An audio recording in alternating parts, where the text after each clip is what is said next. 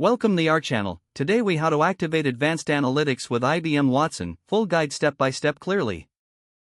To activate advanced analytics with IBM Watson, start by ensuring you have an IBM Cloud account. If you don't have one, visit the IBM Cloud website and sign up for an account.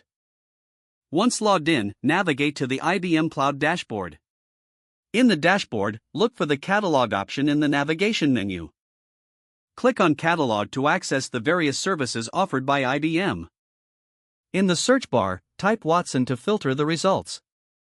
Locate Watson Studio in the list of services and click on it. You will be directed to the Watson Studio overview page. Here, click on the Create button to start a new project.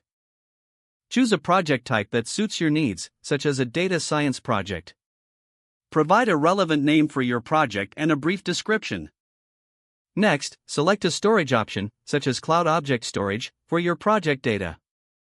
Once configured, click Create to finalize your project setup. With your project created, you will be taken to the project dashboard. In the dashboard, look for the Assets tab to upload your datasets. Click on Add to Project and choose Dataset from the menu. Upload your dataset or link to an existing dataset in Cloud Object Storage. After uploading, navigate to the Notebooks section within the dashboard. Click on New Notebook to create a notebook for analysis. Select a framework that you prefer, like Python or R. Name your notebook and configure the environment settings as needed. Click Create Notebook to open the coding interface.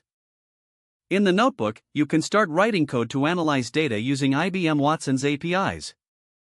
To access advanced analytics capabilities, look for Watson Machine Learning in the catalog. Click on the service to explore the options for training models. After training your model, navigate back to Watson Studio. Under the Assets tab, select Models to view your trained models. From here, you can manage, deploy, and score your models as necessary. Don't forget to like this video and subscribe to our channel for more step-by-step tech guides.